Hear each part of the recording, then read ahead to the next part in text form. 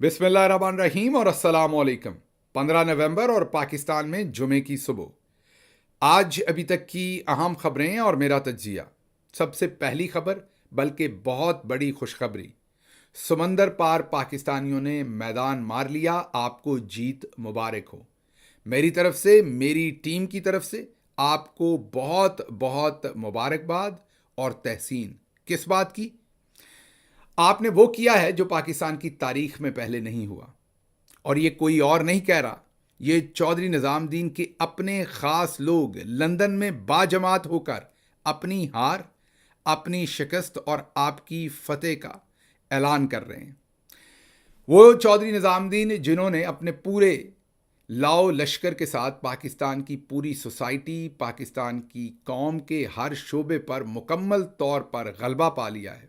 वकला हो या मीडिया हो, कोई चू नहीं कर सकता। ब्यूरोक्रेसी हो या जजेस हो, कोई छोटा सा सच नहीं बोल सकता। खड़े होना तो दूर की बात है, और अगर कोई कोशिश करता है तो उसके ऊपर इस तरीके से स्टेट की पावर को अब्यूज़ किया जाता है, अनलीश किया जाता है कि उसको और उसके ख़ानदान को मिसाल बना दिया जाता है और लोगों को डरा दिया जाता है।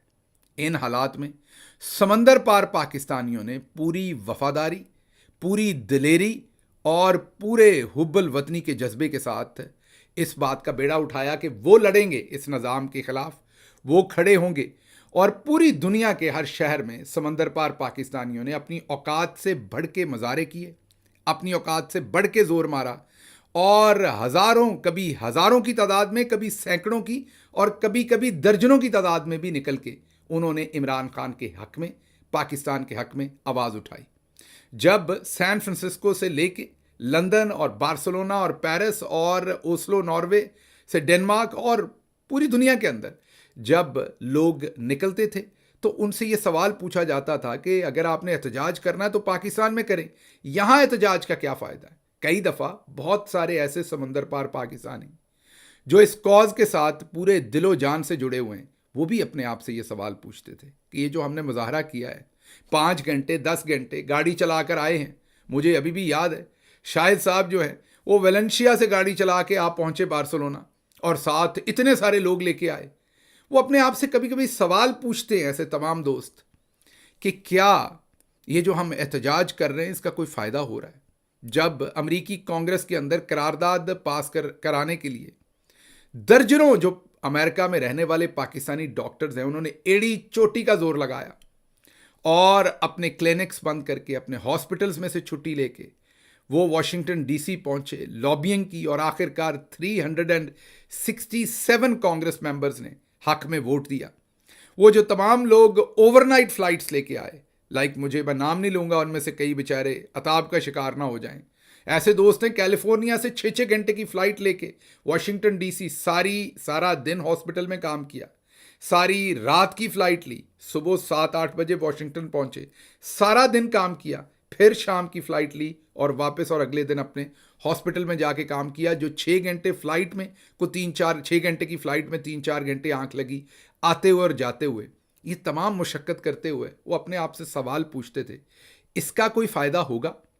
आज उसका फ़ायदा मैं नहीं कह रहा, बल्कि वो जो नाकाबिले तस्खीर थे, उन्होंने आज अपने मुंह से इस बात का कन्फेशन किया है लंदन में बैठ के बाजमात कि समंदर पार पाकिस्तानी जीत गए हैं, और वो भीख मांग रहे हैं समंदर पार पाकिस्तानियों से ही कि हमने हर चीज़ को कंट्रोल कर लिया है, हमसे समंदर पार पाकिस्तानी कंट्रोल नहीं हो रहे। यहाँ से आवाज़ उठती है, यहाँ से रिएक्शन आता है, हमारी मदद कीजिए, इनको किसी तरह मैनेज करके दीजिए। ये मैं नहीं कह रहा, ये ख्वाजा मोहम्मद आसिफ, जिनको चौधरी निज़ामुद्दीन ने बड़े चाव के साथ डिफेंस मिनिस्टर बनाया, मतलब कि पाकिस्तान की मुसल्लह अफवाज उनके नीचे हैं, चले कागज़ों में ही सही, उनकी वजारत के नीचे हैं। फॉर्म 47 पे सिर्फ 2024 का नहीं बल्कि 2018 का भी इलेक्शन उनको जितवाया चौधरी निज़ामुद्दीन ने। आज उन्होंने नवाज शरीफ के पहलू में बैठ के मरियम नवाज साहबा के साथ स्टेज शेयर करते हुए ये कन्फेशन किया। उन्होंने क्या कहा ये सुनिए, और उसके बाद मैं इसकी कुछ इम्प्लीकेशंस आपको बताता हूँ। फिर और बहुत सारी आज इंटरेस्टिंग खबरें हैं, वो भी आपके सामने रखनी है। पहले ये सुनिए कि ख्वाजा आसिफ क्या कह रहे हैं। जो पंजाब में हो रहा है, जो वफाक में हो रहा है, उसकी वजह से लेकिन उनकी ओवरसीज जो है ना, अगर वहाँ पे आवाज़ आती है कहीं पीटीआई की, तो वो ओवरसीज पीटीआई की आवाज़ आती है। लेकिन आप ये ओवरसीज को जो है ना ज़रूर काउंटर करें। सुन लिया आपने, उन्होंने कहा कि सब चीज़ों में हमें फतेह मिल गई है। दबे लफ्ज़ों में वो ये कह रहे हैं कि हमने सब चीज़ों में कंट्रोल कर लिया है। अब कुछ चीज़ आउट ऑफ कंट्रोल नहीं है। अगर कुछ कंट्रोल में नहीं है तो वो समंदर पार पाकिस्तानी नहीं है। शाबाश हो आप लोगों को, आपकी माओं को, जिन्होंने आपकी परवरिश की। आपके शनाख्ती कार्ड कैंसिल हुए, आपको धमकियां लगीं, आप में से कुछ वापस गए, उनको उठा के तशद्दुद किया गया, घर वालों को पीछे परेशान किया गया, आपको यहां पर परेशानियां दी गई। एम्बेसीज ने, इंटेलिजेंस के लोगों ने, यहां पर जो टाउट्स हैं, कुछ हमारी जमात के अंदर भी होंगे, कुछ बाहर भी होंगे, जो एम्बेसीज के साथ मिले हुए हैं, जो आपकी मुखबरियां करते रहे। सब कुछ हुआ, हमारी आंखों के सामने सब कुछ हुआ, लेकिन आप डटे रहे। मैं किस किस का नाम लूं? मैंने आपको कहा कि ऐसे ऐसे दोस्त हैं जिन्होंने ऐसी ऐसी, मैं शकील की बात करूं स्विट्ज़रलैंड में, या दूसरे लोगों की बात करूं, जिन्होंने दिन रात पूरी वफादारी के साथ पाकिस्तान के साथ, जिन्होंने पूरी काविश के साथ पूरी लड़ाई लड़ी है। और आज शुक्र अल्लाह का है कि आज उनका मुखालिफ अपने मुंह से कन्फेशन कर रहा है कि ये हमसे काबू नहीं आ रहे। तो मैं ख्वाजा मोहम्मद आसिफ साहब आपको बताऊं कि ये वो तबका है जो आपसे काबू इंशाल्लाह नहीं आएगा। अभी तो आगाज़ है। अभी आप देखेंगे कि जो आपके 3 लोग भाग के पुर्तगाल में, जी हाँ, आपके 3 लोग भागकर पुर्तगाल में नेशनैलिटी भी लेना चाह रहे हैं और अरबों रुपए की वहां पर इन्वेस्टमेंट भी करना चाह रहे हैं। वो अरबों रुपए जो वहां से लूटे गए, कुछ इन्वेस्टमेंट पहुंच गई और कुछ और पहुंचेगी। हमारी पूरी नज़र है। हमारी टीम इंशाल्लाह जल्द पुर्तगाल में ज़मीन पर उतरेगी और कोशिश करेंगे कि आपके पहुंचने से पहले आपके ऊपर जो इंसानी हकूक़ की खिलाफ वर्जियाँ, मतलब मैं ख्वाजा आसिफ की बात नहीं कर रहा, इनके कुछ साथी हैं ऐसे, उनके पहुंचने से पहले उनके ऊपर ऐसे मुकदमात करवाए जाएं ताकि यहां आकर वो सेफ हेवन्स के अंदर अपनी इन्वेस्टमेंट लूटी हुई रखकर काम ना चला सके। पूरी कोशिश करेंगे ओवरसीज पाकिस्तानी, आपको छोड़ेंगे नहीं। और जो अगली खबर है वो भी इसी में से निकलती है। लंदन पुलिस के साथ ख्वाजा मोहम्मद आसिफ साहब ने मुलाकात की है। पाकिस्तानी सफारत खाना है। लग ऐसे ही रहा है कि ख्वाजा साहब की फुफ्फो का घर है, क्योंकि जिस तरीके से सामने चाय के कप पड़े हैं और बिस्किट पड़े हैं, लग यही रहा था कि लाला मूसा का जो सदर थाना था उसका एसएचओ बुलाया हुआ है ख्वाजा आसिफ साहब ने, और उसको चाय शाय रोटी पानी खिला रहे हैं और उसके बाद एफआईआर दर्ज करवानी। अब जो हमारे सूतर हैं, क्योंकि ये पाकिस्तानी एम्बेसी के तवस्सुत से उसके अंदर, वरना ख्वाजा साहब तो बाहर आपको पता ही है, वो अपने पैसों से तो शायद चाय का कप भी ना पिलाते पुलिस वालों को। अब वो जो प्लेटें हैं बिस्किटों की और सारी वो अपनी तरफ रखी हुई हैं, पुलिस वाले दूसरी तरफ बैठे हुए हैं, अगर आप तस्वीरों में देखें।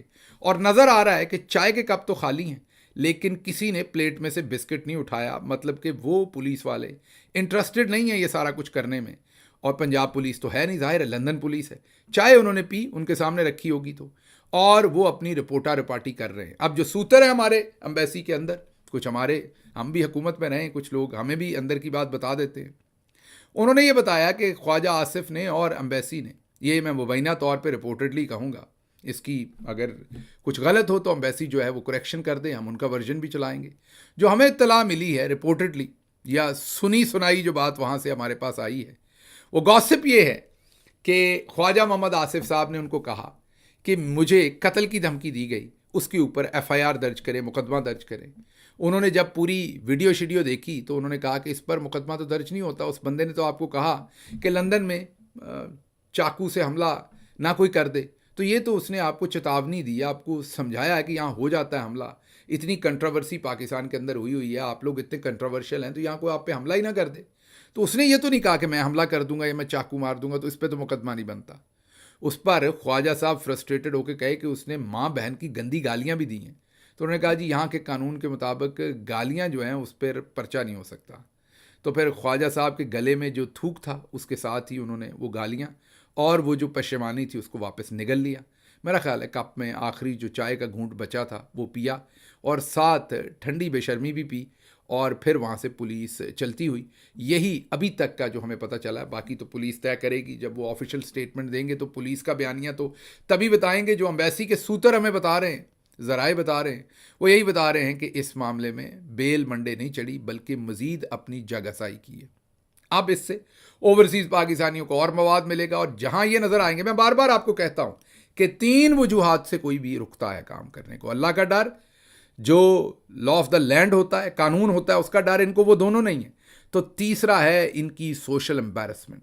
कानून हाथ में मत लें, पुरअमन रहें, गाली मत दें इनको कभी भी, हाथापाई मत करें कभी भी, वायलेंस नहीं करना। अगर आप वायलेंस करेंगे, कानून तोड़ेंगे, गाली गलोच करेंगे तो आप इनका फायदा करेंगे, इमरान खान का नुकसान करेंगे, पाकिस्तानी कौम का नुकसान करेंगे। ये आपने नहीं करना, ये जुल्म नहीं करना। ये अपने लोगों से करवाएं तो वो एक्सपोज हो जाएंगे, आपने नहीं करना। आपने इनको चोर कहना है, डाकू कहना है, इन्हें सोशली एम्बैरस करना है, इनको, इनके खानदानों को, जिन्होंने लूटा है, जिन्होंने इंसानी हकूक की खिलाफ वर्जी की है। पूरे वेस्ट में कहीं आपको इस पर कोई ना आप पे पर्चा हो सकता है, ना आपके ऊपर कुछ भी कहा जा सकता है। गाली गलोच नहीं करनी, अपनी राय का इजहार करना है। इनको बताना है ये चोर हैं, ये मुल्क दुश्मन है और इन्होंने लोगों की जिंदगियां तबाह की हैं। इनको कहीं चैन से ना फिरने दें, लूटा हुआ पैसा लेके इन्होंने वेस्ट में ही आना है।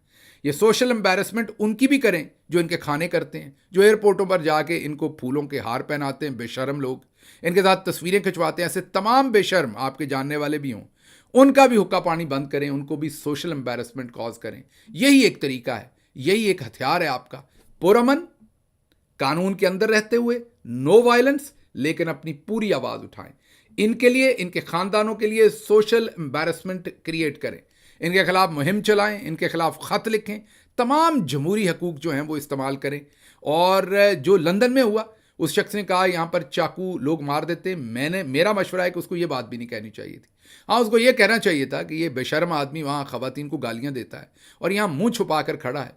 इनकी मुकम्मल दुर्गत बनाएं। और जो कुछ लंदन में हो रहा है वो तो आप देख ही रहे हैं कि किस तरीके से पिछले दरवाज़ों से बाजी को निकलना पड़ रहा है, नवाज शरीफ साहब को निकलना पड़ रहा है। भाग रहे हैं, लिटरली भाग रहे हैं डरते हुए लोगों से। इनको पता है कि जहाँ जाएंगे चोर चोर के नारे जो हैं वो इनका पीछा करेंगे। और इसी तरह से बाजमात होके जो इन्होंने कन्फेशन किया वो इन्हीं वजूहात की वजह से किया है। तो अब गंदी गालियों पर पर्चा नहीं हो सकता, पिछले दरवाज़ों से ये निकल रहे हैं। तो ये चंद खबरें लंदन से थी। कुछ और खबरें उन्हें मैंने आज के पंजाबी वीलॉग में कवर किया हुआ है, इसलिए यहाँ मैं अगली खबर पर चलता हूँ। मीडिया में कल ये खबर दी गई कि बुशरा बीबी ने अरकान पंजाब असम्बली से मुलाकात के लिए उनको पेशावर में बुलवाया। अब ये पार्टी ज़राए से मेरे पास इसकी कोई कंफर्मेशन नहीं, क्योंकि मैं ले नहीं सका, सफ़र कर रहा हूँ, इसलिए मेरा कोई कांटेक्ट नहीं हो सका। मैंने किसी से इसको कंफर्म नहीं किया। हाँ, ये ज़रूर है कि जो हमारा हाईएस्ट फोरम है पॉलिटिकल ऑफ कमेटी का, जो हमारी जमात का, उसमें मैंने एक मैसेज ज़रूर भेजा है कि ये खबर सच है या झूठ है। इसको मुकम्मल तरीके से मीडिया में सही तरीके से रिस्पॉन्ड करना चाहिए लीडरशिप को। ये जो हमारी सबसे टॉप लीडरशिप का एक ग्रुप है, उसके अंदर मैंने ये लिखा है कि बुशरा बीबी के ऊपर ये जो नया हमला है, इस पर उन्हें अकेला नहीं छोड़ना चाहिए, पार्टी को उन्हें भरपूर तरीके से डिफेंड करना चाहिए। अब मेरी पोजीशन ये क्यों है? मैं हमेशा से मौरूसी सियासत के ख़िलाफ़ हूँ। मैं ज़ाती तौर पर यह समझता हूँ कि मौरूसी सियासत एक अजाब है, जो भुट्टो ख़ानदान ने, जरदारी ख़ानदान ने और तमाम बड़े बड़े ख़ानदान अपने बच्चों को ही, बल्कि हमारे यहाँ तो उलमा कराम भी बड़े बड़े देखें तो वो भी अपने बच्चे को ही लॉन्च कर देते हैं बाद में अगला आलम बनाने के लिए। तो मौरूसियत जो है, मैं इसके ख़िलाफ़ हूँ। और इमरान खान साहब ने भी कभी अपनी फैमिली को पॉलिटिक्स में वो नहीं लाए, ना वो कभी लाएंगे। लेकिन जो मौजूदा हालात हैं, जो सिचुएशन बन गई है, जिस तरह का जुल्म सितम है और जिस तरह की वफादारी, लॉयल्टी, डिटर्मिनेशन, मोटिवेशन और फोकस चाहिए, वो इमरान खान साहब के ख़ानदान से ज़्यादा शायद ही कोई इस वक्त पाकिस्तान में दे सके। तो मैं बिल्कुल इस हक़ में हूँ, सियासत में नहीं, लेकिन जो इमरान खान के हकूक़ हैं जेल में, जो उनकी आज़ादी है, उसके लिए मेरी भरपूर सपोर्ट है कि बुशरा बीबी और इमरान खान की बहनें अलीमा खानम साहबा, उज़मा खानम साहबा, इनको भरपूर किरदार अदा करना चाहिए, अगली सफ़ में खड़े होकर लीड करना चाहिए इस पूरी मुहिम को। बिल्कुल ये पीटीआई की सियासत ना कर रही हैं तीनों, ना इन्होंने कभी की है, ना ही ये करेंगी, क्योंकि इमरान खान इनको इजाज़त नहीं देंगे। तो ये बड़ा वाजे, मेरी स्टेटमेंट को कोई ट्विस्ट ना करे। मैं सिर्फ और सिर्फ जिस तरह कलसूम नवाज साहबा बाहर निकली थी, मैं कहता हूं कि उसी तरह से ये निकलें, लीड करें। और ये बिल्कुल जो कुछ भी इनको करना पड़ता है अपने शौहर के लिए, या अलीमा खानम साहबा को और उज़मा खानम साहबा को अपने भाई के लिए, इनको बिल्कुल करना चाहिए। और नौरीन खानम साहबा को, इन तीनों बहनों को, और साथ इमरान खान साहब की ज़ौजा, उनको बिल्कुल भरपूर तरीके से बाहर निकल कर काम करना चाहिए। और हम पार्टी वाले लोगों को, वर्कर्स को, पाकिस्तानी अवाम को, इनको शदीद सपोर्ट प्रोवाइड करनी चाहिए, मुकम्मल सपोर्ट प्रोवाइड करनी चाहिए। और जो इन पर अटैक करे इस काम में, वहाँ पर इनकी ढाल बनना चाहिए, क्योंकि ये ना इलेक्शन लड़ रही हैं, ना ओहदे ले रही हैं, ना सियासत कर रही हैं। ये इस वक्त इमरान खान की ज़िंदगी बचाने के लिए अपनी कोशिश कर रही हैं अपने ताईं। इसकी हमें इन्हें सपोर्ट करनी चाहिए। कल पाकिस्तानी जो मिलिट्री इस्टेब्लिशमेंट है, उन्होंने पाकिस्तानी मीडिया में बुशरा बीबी के ख़िलाफ़ खबरें चलाने के लिए मीडिया के लोगों से कांटेक्ट करके ये खबरें दी कि उन्होंने ये मीटिंग बुलाई और ये किया।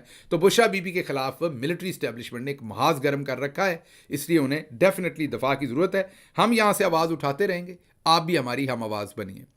अगली खबर जो है वो अलीमा खानम साहबा का बयान है, दबंग बयान है। उन्होंने कहा कि इस दफ़ा इमरान खान का पैगाम है कि जो एहतजाज है वो हर सूरत जारी रहेगा, भले अली अमीन गंडापुर हमारे चीफ मिनिस्टर जो हैं, जिन्होंने अभी तक बहुत ज़ाहिर है तमाम जितने भी प्रोटेस्ट हुए उसमें उनकी भरपूर शमूलियत रही, उन्होंने कहा अगर वो भी गिरफ्तार हो जाएं, एहतजाज फिर भी जारी रहेगा और तब तक जारी रहेगा जब तक हमारे मुतालबे नहीं मान लिए जाते, जब तक इमरान खान को रिहा नहीं किया जाता, लूटा हुआ मैंडेट वापस नहीं होता, तमाम बेगुनाह बेकसूर लोगों को छोड़ा नहीं जाता और मुल्क में जमहूरियत को वापस नहीं किया जाता, ये अदलिया का और जो कुछ भी किया है इसको वापस नहीं किया जाता। तो ये बहुत ही उम्दा स्टेटमेंट है उनकी, क्लैरिटी है इस दफ़ा। लोगों को पता है कि 24 तारीख को निकलना, और अब पता चल जाएगा कौन निकलता है, कौन बहाने बनाता है, कौन क्या करता है, ये सब कुछ अब हमारे सामने आ जाएगा। अच्छा जी, अगली खबर जो है वो नजम सेठी साहब ने एक एनालिसिस किया है। आपको पता है बहुत प्रो एस्टेब्लिशमेंट है, अक्सर एनालिसिस करते हैं, ज़्यादातर उनके आजकल एनालिसिस गलत निकलते हैं। उसकी वजह ये है वो बड़े ज़हीन, इस पर कोई शक नहीं, लेकिन ज़हीन होना एक अलग बात है, लेकिन जब आप किसी के इमा पर काम करने, किसी की खुशनुदी के लिए अपना तज्जिया जो है वो उस तरह का करें तो फिर वो गलत निकलता है। उन्होंने कहा कि ये सोच विचार हो रही है कि इमरान खान को ज़बरदस्ती सऊदी अरब भेज दिया जाएगा, उन्हें वहाँ पर ज़बरदस्ती उतार दिया जाएगा और उनसे पूछा भी नहीं जाएगा। तो ऐसी स्टेटमेंट पे यही सोच सकते हैं कि कल नजम सेठी साहब कहीं खांसी का सिरप ज़्यादा पी बैठे हैं। कौन ये जुर्रत करेगा और हिम्मत करेगा, और कौन सा मुल्क है जो आगे से इमरान खान को ज़बरदस्ती भेजे हुए रिसीव करेगा? और अगर ऐसा हो भी जाता, ज़्यूम कर लें एक मिनट, तो अगले ही जहाज़ पर इमरान खान जो है वो बैठ के पाकिस्तान की तरफ रवाना हो जाएंगे, और अगर जहाज़ मैसर ना हुआ तो मेरा आपसे वादा है इमरान खान पैदल चल पड़ेंगे वापस पाकिस्तान आने के लिए। तो फिर आप क्या करेंगे? तो ये कभी नहीं हो सकता, कभी नहीं होगा।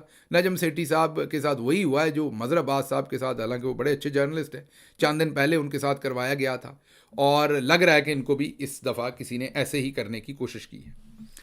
अच्छा जी, अगली खबर ये कि इमरान खान और बुशरा बीबी की जो तोशाखाना केस की बरीयत की दरख्वास्तें थी वो मुस्तरद कर दी हैं, और पहले बरीयत की खबरें चलाई चैनल्स के ऊपर और फिर कहा कि नहीं ये मुस्तरद हो गई हैं। इसका मतलब है कि पहले उन्होंने बरीयत की और फिर मेरा ख्याल है चौधरी साहब ने फ़ोन करके वो फ़ैसला चेंज करवाया और वो तमाम चीज़ें जो हैं वो वापस हुई। लौंडा लपाड़ा जी तकरीबन बिल्कुल ही अपने होशो आवाज़ खो बैठे हैं। कल तकरीबन हमें गंदी गालियाँ ही देते रहे।